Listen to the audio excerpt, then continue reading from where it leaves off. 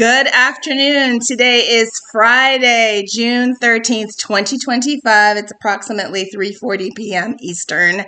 And my name is Natasha Andrea Marie Graham. I'm a proud member of the class of 1995. And this weekend is the 30th anniversary, or represents the 30th anniversary of my graduation from Milton Academy, which is a school that is south of Boston in Massachusetts. So for those of you who know me, I went there for upper school, all of high school, and it was a fantastic experience.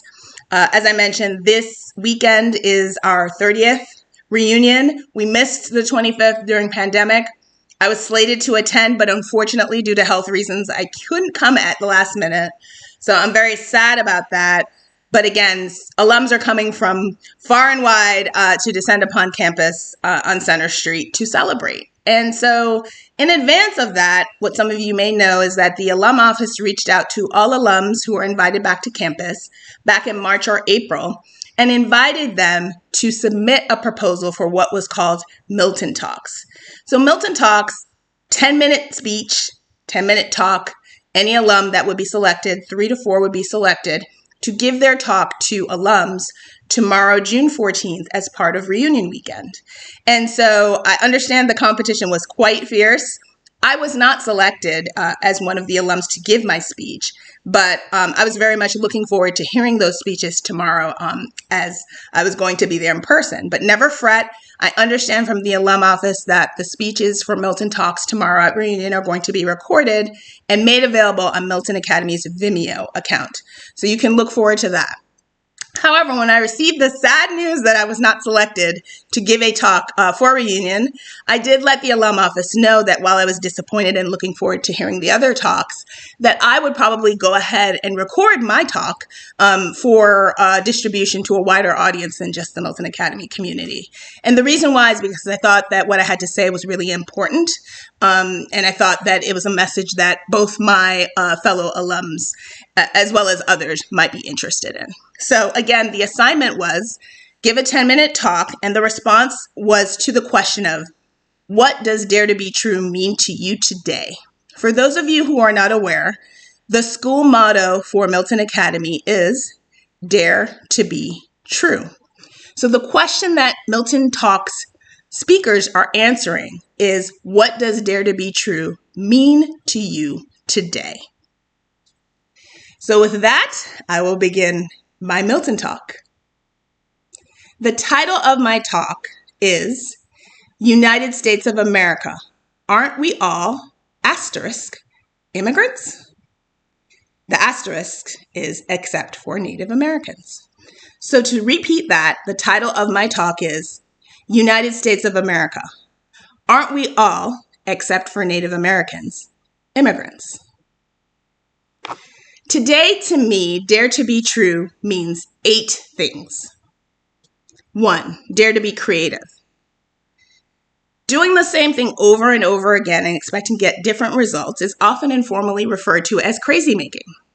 And I don't mean to use that pejorative term to offend anyone, but I hope that we can all agree it does not make sense to keep doing the same thing and expecting to get a different result from the result that you usually get when you're doing that same thing.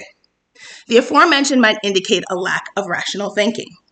So for me, whether it has been in my personal life, possibly choosing the same type of guys to entertain over and over in my dating life, or when I was faced with certain challenges of managing a serious mental health condition on my own and then trying to strategize with my care team to figure out what could I do differently on my end in terms of my behaviors and actions to produce a different outcome in my health care, life has required me to shift my thinking on multiple occasions. I had to be creative in coming up with solutions, and sometimes I had to reframe the question or the issue to start. 2, dare to be kind. Kindness, 95% of the times, costs me nothing. As people would say, it is free 99. Although there have definitely been, and there will probably continue to be many, many times in life when my preference would be to curse somebody out, tell them where to go, and half-ass to get there, I have had to stop.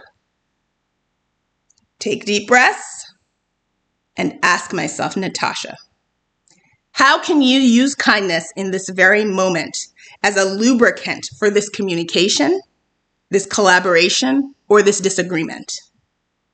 How can you use kindness right now? Not tomorrow, not when I put it on my calendar, not when my parent tells me I need to be kind. You'd be surprised at how many times the answer to that question has led to an optimal or a positive outcome. And it's also actually kept me out of jail. Number 3, dare to be disruptive. Here's a newsflash. Not all rules are made to be followed. And I'm going to repeat that one more time. Not all rules are made to be followed. Why do I say that? I say that because sometimes the rules are promulgated by systems or invented by individuals or groups who implicitly or explicitly use those systems to oppress others and to deny others humanity. If my over 25 years of legal training have taught me anything, it is this. You have got to know when to ask for permission and when to ask for forgiveness. Sometimes, in order to navigate life with integrity, I've had to technically break rules. However, we all, most of us, know the difference between the letter of the law and the spirit of the law. Experience and wisdom have taught me to be judicious in my rule breaking, always with an eye towards the spirit of the law and what could be an optimal, just, and balanced outcome. 4, dare to be vulnerable. As a few of you are aware, but most of you probably are not, my mom, Joan Washington, passed away last July at the age of 73 from metastatic breast cancer. My mom emigrated to this country from Jamaica in the early 1970s and was a registered nurse for almost 40 years.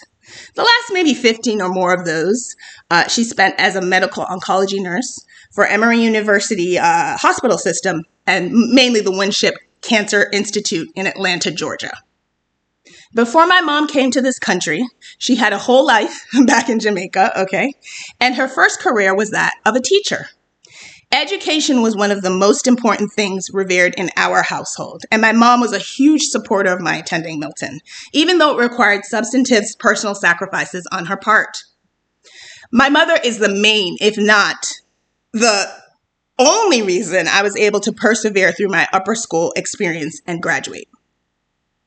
I think that one of the things I've come to understand in my journey since I left campus 3 decades ago is that there is no way you can grow as a human, no way you can learn new things, no way that you can make progress in your personal or your professional life, and no way you can see others, truly see others, and no way you can solve any of the world's problems, small or large, if you cannot first, in some way, somehow, expose your own vulnerabilities. I've had to do it along the way, as I am sure many of you have had to do it in your own life's journeys. There is nothing wrong with letting others know that you can and or are willing to be vulnerable. It is a strength and it is not a weakness. 5, dare to be powerful. There's a famous quote from Alice Walker. For those of you who aren't familiar, Alice Walker is a Black American novelist who became the first Black woman to win the Pulitzer Prize in fiction for her novel, The Color Purple. Quote, "The most common way people give up their power is by thinking they don't have any." A huge lesson for me since leaving Milton 30 years ago has been coming back to this point over and over again that Alice Walker makes. I have power. You have power. We all have power. I have choice. You have choice. We all have choice. Since I graduated from Milton in 1995, I've met people who recognize that fact and facilitated and or encouraged or supported my use of my power. During that same time period, I have also encountered individuals who recognized that fact and tried their very best to strip me of that power or to undermine or dilute my power. And to be clear, these people are as diverse a group as you could imagine. They come in all shapes, sizes, colors, nationalities, abilities, orientation, genders, ages, etc. You name it. Number 6, dare to be wrong. Friends and fellow alumni and others. Not every situation is black and white, as they say. There is a lot of ambiguity, subjectivity, and gray area in this life. However, there are also facts. Not alternative facts, not my truths, but actual factual information that is not open to interpretation. In all of my experiences during my time as a student at Milton and since, I have been wrong on occasion. On several occasions, you have been wrong. And probably on more than several occasions. I will be wrong about something at some point in the future, and I know that fact with 100% certainty. In order for me and all of us to get anywhere in this life, we have to be willing to be wrong. When I have been willing to be wrong, as much as I've been willing to be right, I have found that I give room for more possibilities to exist, and I leave room for others to be included in the conversation. Number 7, dare to be uncomfortable. If you have not guessed it by now, I want to let you know that I consider myself to be, and I've received consistent feedback, that I'm a pretty direct person and communicator. Personally, I consider my conflict resolution style to be compromising style. Because of the aforementioned 2 things, I've noticed that I am sometimes more willing to initiate or sit through or facilitate uncomfortable conversations about uncomfortable topics. I personally have found throughout the years that when I have had the courage to be, have these productive and respectful, albeit uncomfortable conversations, whether in my personal or my professional life, that I usually will look back at the situation at some point in the future and be glad that I sat in and through my and others' discomfort. In other words, discomfort is sometimes the cost that we pay for progress. Finally, number 8, dare to be visionary. So many things in our world are amazing. And so many things in our world need to be fixed or tweaked. I've personally gone back and forth about what I think my personal role in almost all of the situations that we deal with on a daily and monthly and weekly and yearly and lifetime basis is to be. As many Milton alums tend to be, I have more than one thing that I'm good at and multiple interests, skills, etc. At the end of the day, I have decided for myself that dare to be true means that I need to take the best vision I have for what our world and our communities and our future could be, and then double or triple that. That is how big I need to be thinking. Now, any economic scholar will tell you that scarcity of resources dictates what may be practical or feasible or efficient or easiest to implement in any situation or for any of us individually.